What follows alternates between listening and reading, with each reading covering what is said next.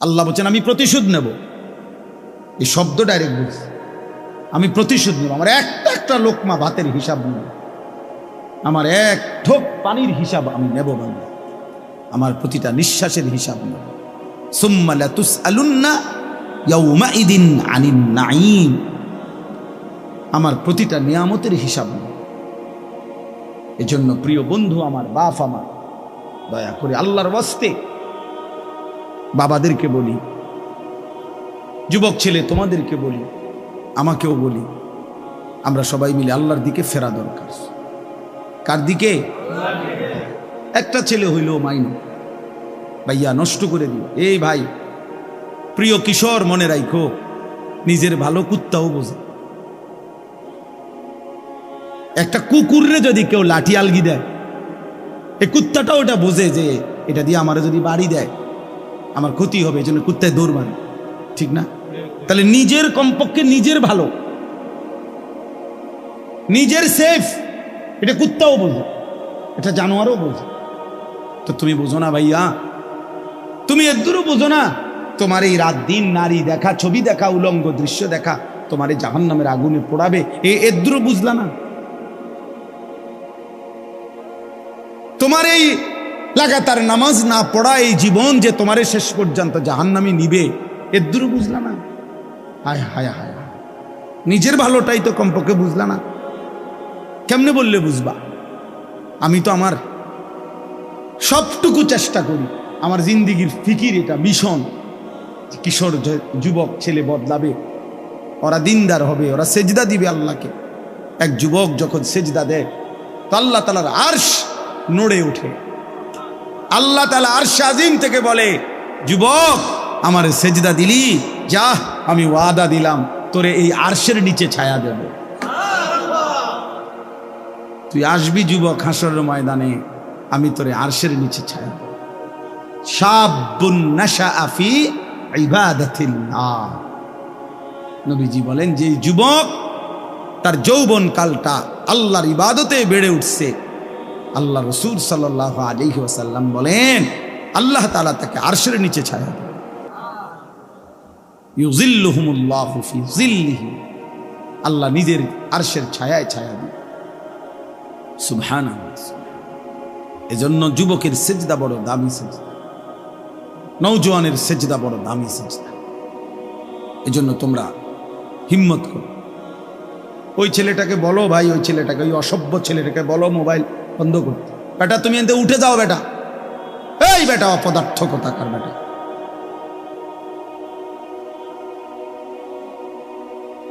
চিন্তা করছেন নি? ওরে দুইবার বললাম।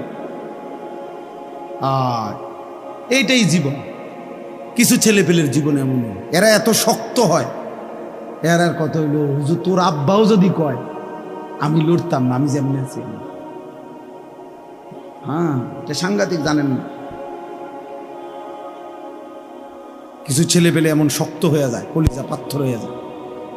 হের কত হইলো, যা বেটা তোর বেটা এতে কত বালা হুজুর কইছে বেটা, এতে আরো কত মোড়া তাজা হুজুর দেখছি, আমার লড়াই করছে না, 1.5 বুড়িয়া হুজুর আইছে, বাটফারের লড়াই। আস্তাগফিরুল্লাহ, আস্তাগফিরুল্লাহ। রাগ হইও না বাপ, আমি বললাম আমি ফেরাইতে চাই, এই জন্য আমি একটু শক্ত, নাহলে আমি তো আর এমন না যে কাজে লাগছি আইয়া এই কারণে সেতায় কতক্ষণ দমকাই ফেললাম। এ তো ঝগড়ার জন্য না। আমার এই মাকসাদই হলো তুমি কেন সেজদা করবা না, নামাজ কেন পড়তা? কমপক্ষে এটা তো বোঝা উচিত যে আমি আল্লাহর সাথে আমার রাগ কিসের। এটা তো কোনো যুক্তিতে ভাই একারে সামান্য বিবেকও যদি থাকে, আল্লাহর সাথে রাগ করব কেন? তিনি আমার সব কিছু দিছেন, ঠিক না? আল্লাহ আমার সমস্ত প্রয়োজন পূরণ করতেছেন, যে আমারে সব দিল এবং আমি ডাকলেও দেয় না ডাকলেও দেয়, এমন মালিক আমি পাবো কোথায়? মা গাররাকা বিরাব্বিকাল কারীম, আল্লাহ বলে বান্দা বলো না এমন মেহেরবান মাওলা, আমার মতো দয়ালু রব থেকে কে তোমারে ধোঁকা দিল? এমন মালিক কই পাবা বান্দা, এমন মুনিব কই পাইবা, কই পাইবা? হাদিসে আছে নবীজি সাল্লাল্লাহু আলাইহি সাল্লামকে আহা, আল্লাহ তাআলা বলছে, বন্ধু আমার কোনো বান্দা যদি 90 বছর পরেও জীবনের সব গুনাহ ছেড়ে দিয়ে আর করবে না ওয়াদা দিয়ে, 90 বছর বয়সেও যদি রাতের অন্ধকারে কোনো দিন চোখের পানি ফেলে, এক ফোঁটা চোখের পানি ফেলে গুনাহ ছেড়ে দিয়ে আর করবে না ওয়াদা দিয়ে আমার কাছে যদি মাফ চায়, দোস্ত আমি ওয়াদা দিলাম, কসম বন্ধু, আমি এমন 90 বছরের বুড়া তার গুনাহ সব মাফ করে দেব। কুল ইয়া ইবাদিয়াল্লাযীনা আসরাফু আলা আনফুসিহিম লা তাকনাতু মির রাহমাতিল্লাহ। রব্বুল আলামিন বলেন, বন্ধু বলেন, ও আমার বন্ধু আপনি বলে দেন, হে আমার বান্দা, আল্লাহ বলতেছেন আমার বান্দা শোনো না, তোমরা যারা এই পরিমাণ গুনাহ করেছো যে নিজের জীবনটাকে জুলুম করে শেষ করে ফেলেছ, জীবনে বলতে কোনো নেকি নাই, ডানে বামে কোনো নেকি নাই, গুনায় গুনায় ভরা জীবন তোমাদের পুরা ডুবে গেছে। আল্লাহ বলেন বান্দা, গুনার সমুদ্রেও যদি হাবুডুবু খাও, সেখান থেকেও যদি কোনোদিন আমি আল্লাহকে মনে পড়ে, তাইলে যদি গুনাহ ছেড়ে দিয়ে আর করবা না ওয়াদা দিয়ে আমি আল্লাহর দিকে এক কদম ফিরে আসো বান্দা। আর যদি বলো মাওলা জীবনভর আমি আপনাকে নারাজ করেছি, আর করব না মাওলা, আপনার নাফরমানি করব না মাওলা, আমি তওবা করলাম মাওলা, গুনাহ ছেড়ে দিলাম, আল্লাহ বলেন লা তাকনাতু মির রাহমাতিল্লাহ, আমার গুনাহগার নাফরমান বান্দা, আমি আল্লাহর রহমত থেকে নিরাশ হইও না বান্দা।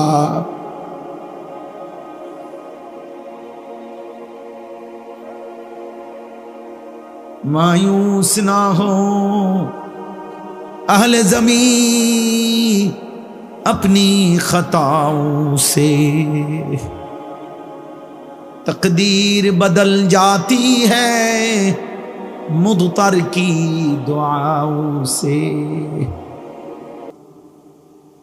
আল্লাহ বলে, বুজুর্গানে দিন শেরের মধ্যে বলছে এটা, হে আল্লাহর বান্দা, জীবনের সব গুনাহগুলো নিয়েও তুমি নিরাশ হইও না, মায়ুস না হো, মায়ুস মানে নিরাশ, মায়ুস না হো আহলে জমিন, হে জমিনওয়ালা নিরাশ হইও না, আপনি খাতাও সে, নিজের গুনাহের কারণে চোখের পানি ফেলো বান্দা, ডাকো তোমার আল্লাহকে, তকদীর বদল জাতি হ্যায় মুদতার কি দুআও সে। কোন অক্ষম অসহায় বান্দা যদি চোখের পানি ফেলে আল্লাহর কাছে দোয়া শুরু করে, তো আল্লাহ তার আযাবের সিদ্ধান্ত বদলে দেয়, বদলে। আল্লাহ আমাকে মাফ করে দেন।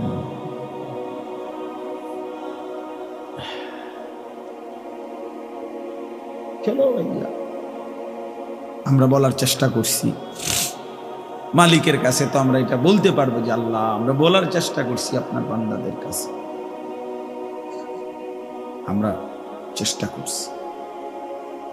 এজন্য প্রত্যেকে ইনশাআল্লাহ, আপনারা আসলে আমি মহব্বত করেই বললাম, কেন রাত এত হইছে, এরপরও খোলা আকাশের নিচে আপনারা মজা খুব সুন্দর করে মনোযোগ দিয়া সবাই বসছেন। চলেন মনোযোগ দিয়া, যেহেতু বসছেনই মনোযোগ দিয়া শুনতেছেন, একজন বক্তার ওয়াজ শুনছেন, ভাল লাগছে এটা না। প্রিয় ভাই, একদিন আমিও থাকবেন না, আপনিও থাকবেন না, এই দেখতে দেখতে আমার ওই ছেলেরা যারা আমার ওয়াজ রেকর্ডিং করে, এই ছেলেগুলো অনেকগুলো আছে যেগুলো নিয়মিত আমার সাথে থাকে, চলে আর সব জায়গায় যাবে, ওরা বলতেছে যে এখন যে হুজুর আমরা তো আর আপনার সাথে হজে চলে যাব, আমি দেখা হবে না, আমরা একটু সময় দিয়ে। তা আমার এটা খুব মনে পড়লো যে হায় যদি আর দেখা না, যদি আর কোনো দিন বলার সুযোগ না হয়।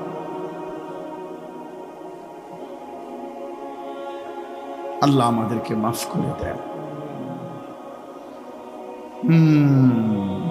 চলেন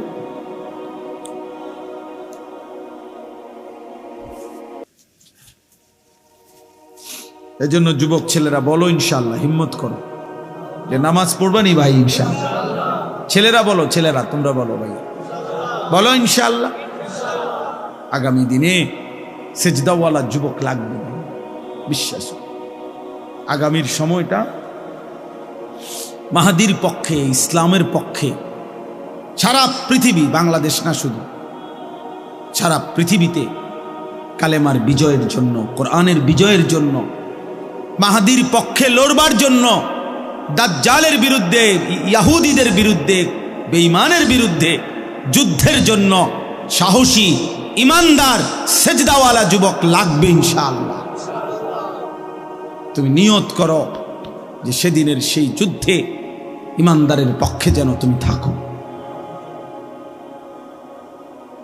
আমি আমার ছোট ছেলেরও মস্ক করাইছি যে বাবা দোয়া করতে থাক বাপ, হয় তুই যুদ্ধ করবি না আমি যুদ্ধ করব, কিন্তু কালেমার বিজয় হবে ইনশাআল্লাহ, ইসলামের বিজয় হবে। এই দেখবেন একদিন পাকিস্তান এক ধাক্কা দিছে, 3 ঘন্টা লাগছে না, উড়ে এলাইছে। ইন্ডিয়া ঠান্ডা হয়ে গেছে, বুঝেন নাই? ঠান্ডা, একদম ঠান্ডা। মোমেন দেখায় দিছে 10ই মে ফজরের নামাজের পরে পাকিস্তানি সেনাবাহিনী মর্দে মুজাহিদ চূড়ান্ত হামলা করছে ফজরের নামাজ পড়ে। সব চ্যানেলে আসছে কথা খবর। ফজরের সালাম ফিরায়া নারায়ে তাকবীর, আল্লাহু আকবরের ধ্বনি দিয়ে মিসাইল হামলা করছে। 3-4 ঘন্টার ব্যবধানে ভারত মাথা নোয়াইতে বাধ্য হয়েছে। এই দেখবেন একদিন ইনশাআল্লাহ, একদিন ঘুম থেকে জেগে শুনবা যুবক ফিলিস্তিন বিজয় হয়েই গেছে। দেখো দেখো, এ দেখবা আমরা ওই রুম দুপুরবেলা ভাত খাইয়া আমি শুইছিলাম মাত্র, এই সময় আমার একজনের দৌড়াই আইয়া কইছে, হুজুর গেছে গা, তো কেটা গেছে গা, গেছে গা, তাই নিয়ে গেছে গা। বুঝেন নাই? হ্যাঁ, বুবু গেছে গা। মনে করেন 50,000 মানুষ একসাথ হয়েছে, এতে আমার কবর রাজা মাপ 4 লাখ। তাহলে এইটা বড় বিষয়। আল্লাহর কথা দিল দিয়ে শোনা দরকার, কম হোক বেশি হোক। এই জন্য একজনও ছেলেরা, নওজোয়ান, মোবাইল হাতে ধরে রাখবে, নামো, আর ভালো না লাগলে চলে না, গিয়া অন্যখানে মোবাইল টিপো, এটাও অবাক। বাকি এখানে বৈশাখ মোবাইল হাতে ধরে রাখা যাবে না, আমি নিষেধ করলাম। যার ভালো না লাগে সে চলে গেলে ভালো, গিয়া ঘুমাইলে ভালোই। 2 নম্বর হলো, আমি একটা বিষয় বলি। আমি যখন খুতবা পড়তেছি, আমি একজন ছেলেকে দেখলাম যে ওই যে বাদ্য বাজতেছে কোনো জায়গার মধ্যে, বাদ্য বাজ, সে বাদ্যের তালে তালে ঢুলতেছে, নিজের শরীর নাচে, নাড়াইছে এখানে বসে। আমি এটা দেখছি। আমি ইচ্ছা করলেই তোমারে দাঁড় করাইতে পারতাম, কিন্তু আমি সতর্ক করলাম। মনে রাখতে হবে, হাদিসের মধ্যে আছে, আল্লাহ নবী সাল্লাল্লাহু আলাইহি ওয়াসাল্লাম বলছেন, ইস্তিমাউল মালাহি মাসিয়াতুন, এই গান শোনা, বাদ্য শোনা, এটা গুনাহ। ওয়াল জুলুসু আলাইহা ফিসকুন, এবং ওই গানের মজলিসে বসা সে প্রকাশ্য পাপী, ফাসিক। এরপরের লাইনটা ভয়ানক, ওয়াত্তালাযযুযু বিহা কুফরু, গান শুনে মজা নেওয়া, স্বাদ নেওয়া, এটা কুফরি। এই জন্য এটা বড় ভয়ানক বিষয়। আমরা যে তাল উঠলে, দুললে, নাচলে, তো এটা ইমান চলে যাওয়ার আসলে যে ভয়ানক বিষয়। হয়তো তোমার এমন অবস্থা যে তুমি যত নাফরমানি করো, হতে পারে শুক্রবারে তো নামাজ পড়ো, এই কথা মনে করিয়া যে তুমি মুসলমান। হতে পারে তো তুমি কারো জানাজা পড়ো, এই কথা মনে করে যে তুমি তো মুসলমান। কিন্তু যদি আমার অজান্তে আমার ইমান না থাকে, আমি বুঝলামে না বা জানলামে না। হাসরের ময়দানে গিয়ে দেখলাম যে নামাজগুলো পড়ি নাই সেগুলোও নাই, যেই 2-1 ওয়াক্ত পড়ছি সেটাও নাই। কারণ ঈমানবিহীন কোনো ইবাদত কবুল হয় না। স্পষ্ট কথা এটা কোরআন। ওমান আরাদাল আখিরাতা ওয়া সাআ লাহা সা'য়াহা ওয়া হুয়া মুমিন ফাউলাইকা কানা সা'য়ুহুম মাশকুরা। আল্লাহ তাআলা বলেন যে আখিরাত চায়, মানে জান্নাত চায়, আখিরাতের মুক্তি চায়, ওয়া সাআ লাহা সা'য়াহা, এবং জান্নাতের জন্য আখিরাতের জন্য কঠোর পরিশ্রম করে, মানে আমলের মেহনত করে। ওয়া হুয়া মুমিন, এই অবস্থায় যে সে মুমিন। এইটা বলে নিছে ঈমান অবস্থায় যদি আখিরাতের আশায় কেউ সর্বোচ্চ মেহনত করে, ফাউলাইকা কানা সা'য়ুহুম মাশকুরা, আল্লাহ তাআলা বলেন তাহলে তার সমস্ত চেষ্টা কৃতজ্ঞতার উপযুক্ত, অর্থাৎ প্রতিদান পাওয়ার উপযুক্ত। তাহলে শর্ত হলো ওয়া হুয়া মুমিন, সে ঈমানদার হইতে হবে। ঈমান জরুরি। কোরআনুল কারীম আল্লাহ বলছে ইয়া আইয়ুহাল্লাযীনা আমানু কুতিবা আলাইকুমুস সিয়াম, হে মুমিন তোমাদের উপরে রোজা ফরজ করা হয়েছে। তার মানে নাফরমানের উপরে না, বেঈমানের উপরে না। ঈমান জরুরি, ঈমান জরুরি। এভাবে সমস্ত আমলের ক্ষেত্রে আল্লাহ তাআলা ঈমানকে শর্ত করেছে।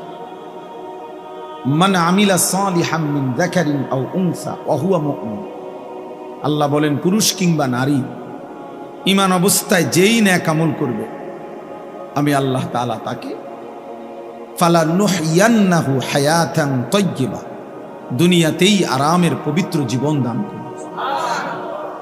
ওয়ালা নাজজিয়ান্নাহুম আজরাহুম বিআহসানি মা কানু ইয়ামালুন, এবং তার সমস্ত আমলের বিনিময়ে আখিরাতে সর্বোত্তম বিনিময় জান্নাত দান। শর্ত হইল ওয়া হুয়া মুমিন। কি হইতে হবে? ঈমান হইতে হবে। ঈমান জরুরি, ঈমান জরুরি। এই জন্য দাওয়াত ও তাবলীগের মেহনতে ঈমানের মুযাকারা হয় বেশি, ঈমানের কথা তাবলীগের সাথীরা বেশি আলোচনা। আল্লাহর বান্দাদের কাছে ঘুরে ঘুরে ঈমান শেখায়। অনেকে এটা বুঝে না, কি করে মসজিদে মসজিদে ঘুরে ঘুরে। হ্যাঁ, আপনি দেখতে পারেন না মসজিদে ঘুরে ঘুরে কি করে? মসজিদে ঘুরে ঘুরে বন খায়। মূলত আল্লাহর বান্দাদেরকে ঈমান শেখায়, আখিরাত চেনা, ঈমান জরুরি। কিশোর নওজোয়ান তোমরা শোনো বাবা, হাদিসে আছে নবী সাল্লাল্লাহু আলাইহি ওয়াসাল্লামের একজন সাহাবী ছিল জুনদুব ইবনে আব্দুল্লাহ। জুনদুব ওনার নাম, সাহাবীর নাম। তিনি বলছেন যে আমরা যখন কিশোর ছিলাম, ওয়া নাহনু হাজাভিরা, হাজাভিরাতুন আরবি শব্দ, অর্থ হলো করিবুল বুলুগ, আমরা বালেগ হওয়ার কাছাকাছি, মানে কিশোর। কিশোর টিনেজ কয়, ইংরেজিতে টিনেজ কয়, মানে ইংরেজি অক্ষরের মধ্যে যেগুলোর মধ্যে টিন এটা আছে, এই 10 পরে 11, 11 পরে কি, এরপরে এই 13, 14, 15, 16, 17, 18, 19, এই যে টিন, এরাই টিনেজ, কিশোর। তো তিনি বলেন আমরা কিশোর ছিলাম। এই সময় আমরা কয়েকজন কিশোর যুবক, কিশোর বয়সী ছেলে, ওই সাহাবী বলতেছেন আমরা নবীজি সাল্লাল্লাহু আলাইহি সাল্লামের কাছে কিছুদিন থাকলাম। নবীজির কাছে থেকে কি করলাম এই ছোট বয়সে, কিশোর বয়সে? তো তিনি বলেন ফাতাআল্লামনাল ঈমান, আমরা এই কিশোর বয়সে নবীজির কাছে থেকে অবস্থান করে ঈমান শিখলাম। ফাতাআল্লামনাল ঈমান। এজন্য দোস্ত ঈমান শিখতে হয়, মুসলমান হইতে হয়, মুমিন হইতে হয়। এমনি শুধুমাত্র লা ইলাহা ইল্লাল্লাহ এই বাক্যটা মুখস্থ জানলে যথেষ্ট না। এটা তো একটা বাক্য, কালেমা ইমানের। এটা দরকার, এটা বাধ্যতামূলক। কিন্তু শুধু এই বাক্যটা জানা, বলা, এটা মুখস্থ থাকা, এটাই যথেষ্ট নয়। নবীজি সাল্লাল্লাহু আলাইহি ওয়াসাল্লাম বলছেন, একেবারে সব হাদিসের কিতাবে আছে, আল ঈমানু বিদউন ওয়া সাবউনা শু'বা। ঈমানের ৭০টার চাইতে বেশি ডালপালা রয়েছে, শাখা প্রশাখা। মোবাইল নামান, মোবাইল নামান আসেন আবার নিয়ে বলছি না, আমি ভালো না লাগবে চলে যান। তো আল ঈমানু বিদউন ওয়া সাবউনা শু'বা, ঈমানের ৭০টার চাইতে বেশি ডালপালা রয়েছে। নবী সাল্লাল্লাহু আলাইহি ওয়াসাল্লাম বলছেন। তো মুহাদ্দিসিন উলামায়ে কেরাম ব্যাপক গবেষণা করে বের করছেন ঈমানের মোট শাখা প্রশাখা হলো ৭৭টা। কয়টা? ঈমানের ৭৭টি শাখা প্রশাখা। তো নবীজি সাল্লাল্লাহু আলাইহি ওয়াসাল্লাম বলেন, ফাআফদালুহা কাউলু লা ইলাহা ইল্লাল্লাহ। এই ৭৭টি শাখার মধ্যে সবচেয়ে বড় ডাল, সবচেয়ে বড় শাখা, প্রধান শাখা, যে আমরা লিখছেন কেন্দ্রীয় জামে মসজিদ, মনে করেন কেন্দ্রীয় শাখা মানে প্রধান শাখা, মেইন ডাল, লা ইলাহা ইল্লাল্লাহ এই বাক্য বলা। তাহলে তো ৭৭টা শাখার একটা প্রধান শাখা হলো কি? এই কালেমা। তো বাকি ৭৬টা বলো ভাইয়া, ছেলেরা বলো, বাবা তুমিও বুঝো আমিও বুঝি যে তুমিও মরে যাবা আমিও মরে যাব। এটা সহজ কথা দোস্ত, তোমারও শেষ আছে আমারও শেষ আছে। হাসলেও মরে যাবা, কাঁদলেও মরে যাবা, এটা সবাই আমরা বুঝি। আমরা যে আল্লাহ তাআলার কাছে ফিরব এই ব্যাপারে সবাই আমরা বুঝি। তো কাজে আমরা যেহেতু এই সাইড প্রত্যেকেই বুঝতে চেষ্টা করি, আমার একটা নিজস্ব দুনিয়ার চিন্তা চেতনা আছে, আমি পড়ালেখা করব, চাকরি করব, ব্যবসা করব, বিদেশ যাব, যেটাই হোক একভাবে না একভাবে আমরা নিজেকে নিজে নিয়ে ভাবি কেমনে আমার দুনিয়া চালানো যায়, কেমনে আমার জীবন গড়া যায়। তাহলে একজন বিবেক হিসাবে, বুদ্ধিমান হিসাবে, যেহেতু দুনিয়া আমারই অংশ, তো আখেরাত তো আমারই অংশ, তো উচিত দুইটা একসাথ করা। দুইটা একসাথ করলেই তো ভালো। এটা তো একটা সহজ কথা, সহজ কথা। আমি আজকে প্রায় আমি হজে যাব, আমার বুধবার দিন ফ্লাইট ইনশাআল্লাহ। তাইলে আমি আজকে প্রায় বাসার জন্য কোরবানির বাজার সাজার প্রায় ২০-৩০ হাজার টাকার বাজার করছি। তো বাজারও করলাম, তো আমি আবার মাহফিলও আইসা আসরের নামাজের পরে আমার ব্রাহ্মণবাড়িয়া শহরে বয়ান ছিল, সেখানেও আইসা আমি আসরের জামাত ধরছি, জামাত পড়ে আবার বয়ানও করছি। তাহলে এইটাও আমার কাজ, সংসারের বাজার করে দেওয়া, ওইটাও আমার কাজ। আমি ওই হিসাব করে উঠছি যে হিসাব করলে আমি বাজারও শেষ করতে পারবো, আবার কুমিল্লা ক্যান্টনমেন্ট থেকে গিয়া ব্রাহ্মণবাড়িয়া আসরের নামাজ ধরতে পারবো। আমার কাজ এটা। আমি এখানে আসতে হবে, আমার তাড়াহুড়া। আমি ছিলাম সেই বেড়তলা ব্রাহ্মণবাড়িয়া বিশ্ব রোডের কাছে, বাংলাদেশের শ্রেষ্ঠ আলেম দ্বীন ওয়াইজ আল্লামা জুবায়ের আহমদ আনসারী রাহমাতুল্লাহ আলাইহি হুজুরের মাদ্রাসায় বয়ান করছি মাগরিবের পর, জামিয়া রহমানিয়া হুজুরের মাদ্রাসা। তাইলে ওইখানে আমি এখন, এখানেও আমার আসা দরকার। ওইখানে আমি এশার নামাজ ইতমিনানের সাথে জামাত পড়ে সুন্নত বিতির পড়েই এরপরে আসছি। এখন এখানে আমার দেরি হয়ে, কিন্তু আমার জামাত পড়তে হবে কিনা কথা বলেন না? তাই এটা আমার জিম্মাদারি, যেটা আমাকে করতেই হবে। আমি এটা ছাড়বো কেন? এটা ছাড়বো কেন? নাই তো 2জন মানুষ কম হবে, 5জন শুনবে, অসুবিধা কি? মানুষ চলে গেছে, তো চলে গেলে আমার সমস্যা কি? কথা বোঝেন নাই আমার কথা? তাইলে বিষয়টা হইল একজন সহজ কথা হলো, একজন বুদ্ধিমান হিসাবে একেবারে আদনা বিবেক থাকলেও যে কেউ আমাদের বোঝা উচিত যে দুনিয়াও আমার, আখিরাতও আমার। বাজারও করো, ব্যবসাও করো, আল্লাহকে সেজদাও করো, নামাজও পড়ো। এই জন্য বাপ ছেলেদেরকেও বলি, বাবা দিন শিখতে হয় ভাইয়া। তোমরা অনেক ছেলে আসো যারা মা বাবাও গাফেল, তোমরা নিজেরাও গাফেল।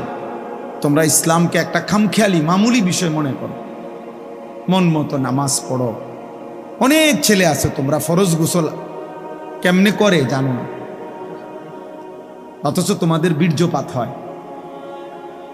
কিন্তু তোমরা ফরজ গোসল শরীয়তে নির্ধারিত পদ্ধতি আছে, শুধু পানিতে ডুবাইলেই গোসল ফরজ আদায় হয় না।